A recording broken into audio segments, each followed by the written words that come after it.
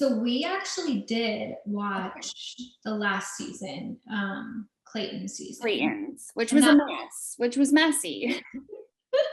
that was interesting. And I had not actually watched a season ever, start to finish, like ever. Admitted, I mean, I'm not the best like Bachelor fan, even though I was on the show and it was such a cool experience and literally led me to where I am today. But yeah, I hadn't watched a season start to finish. So that actually was really fun. Chris and I, we would literally have our Bachelor Mondays together and we would watch every week. We would watch the show. So I don't know. I think we'll probably watch again this season just because, you know, you watch this season will be The Bachelorette. So you Right. watch two women on that and then you like want to see their journey. Yeah. You're like invested. And you're invested. When you and Chris were watching it, would he like look at you and be like, I can't believe you did this? What was going through your head when you were dealing with this? Like, I'm not gonna lie, like it definitely, yeah, it brings up some emotions and just like, you know, it's a weird situation that, I mean, I feel like my brain is the type where if something's like really challenging or like extremely overwhelming or produces like if I'm ever have like a deer in headlight situation, I feel like I mentally like block it out and I like don't really remember. So sometimes when I'm watching, it's like bringing back things that I just like truly don't remember. And I'm like, oh yeah, I remember that. Or I remember going through something similar like that, which is interesting now. And it's fine. It doesn't bring any weird feelings at all. But Chris thoroughly enjoys it. Like he loves asking questions and he loves being like, oh my gosh, like I can't believe you were on the show. Or he'll constantly make comments about how we need to go back and watch my season. And I'm like, no. I don't know if that's what we should be doing. I don't know if that's like my definition of a date night, Chris. Like, I don't know. But you're like, I don't want to relive this with my husband. Like, just don't. He fully wants to relive it together. And I'm like, I mean, maybe we'll try one day, but like maybe not start to finish. Maybe let's just watch like one episode. One, maybe in the beginning, not like yeah, the fun part.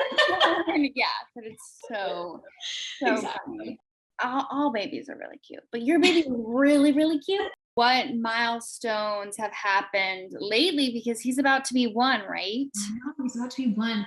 So I feel like we're like, I don't want to say delayed, but we're not crawling and we're not walking. So we're not like fully on the move yet. He's just very content sitting. He like gets on his hands and knees and like looks like he's gonna crawl, and then he just like sits back down. I'm like, okay, we'll sit here, it's fine. But he loves people. We're realizing like he's very social. So he loves like when we go out to dinner, we'll bring him with us, and he loves like seeing new people. Like he just sits there and just like waves at every single person. Like he'll sit there and wave like for a long time. I'm like, okay, buddy, like they see you, they waved at you, like let them enjoy their dinner. But he's just very social, which is really sweet to see. And yeah, it's just so fun to see, especially at this age, their little personalities kind of come out and develop even more. And yeah, hopefully we'll be walking or crawling soon though, because I think he's like 24 pounds and I'm like, my back, I can't carry it down anymore, but you gotta learn to walk or something because you're heavy. He's like, Mom, I just want to relax and talk to people and like wave to people. That's all I want to do. Carry me around and let me be social. I'm like, okay. But no, I'm sure he'll be one of those kids that once he starts walking, actually, I don't even know if he'll walk. He'll probably just start running. He'll probably just start running. And then it's just like off to the races then. Yes. And then you're like, where is this child? Because he's running all over the place. I know. I'm trying not, I mean, I want him to hit those milestones. Don't get me wrong. But I'm also like, I mean, it is kind of nice that I don't have to like chase you around yet. Because I know I will at some point. Like, yes, he's going to walk. So yeah, nice for now. He's so cute. And now I know you and Chris have talked in the past about wanting to have like a bigger family. Is that still in the picture for you guys, or you content with just little baby? Yeah, we definitely want more kids. I say kids, I want more kids, plural. I think Chris would be content with one more. Okay. Obviously if we're able to have another, which hopefully we will be, but we both grew up with siblings, so I think both of us definitely want that for Dutton, especially seeing how social he is. Like he will thrive with a sibling. But yeah, I think Chris wants 2, and then I'm kind of like, I could see us with 3. So I don't know. We'll see. We'll see where we land on that one. I was about to say, have the second, and then you see if you can, juggle 3, because I feel like 100%. Another one is a lot. I have heard, and I feel like nothing can prepare you for one. So I already that's my mindset. I'm like, we have no idea what we're getting into. So yes, I do think that's a very logical and reasonable approach. Yes. Oh my gosh. Now, do you guys have any summer plans going on? I mean, I think summer's here, right? Yeah. I mean, summer. It was like 90 degrees in Nashville yesterday. Oh my gosh, hot. Yeah. Yes. So no big, like huge summer plans. I have actually 3 weddings this summer. Oh, wow. So, actually familiar faces, all friends that I met on The Bachelor, they're all getting married this summer. So we got some weddings, and then in a couple of weeks we're going to the beach as a family, which will be really fun. Dutton's never been to the beach. We're going to a beach that I've never been to either, so that'll be really fun. And yeah, just kind of hanging. Chris is touring a little bit here and there, so maybe we'll try to pick a couple weekends to go out with him and experience new places. Yeah, how does Dutton do has he been to a concert yet, or have been backstage yet?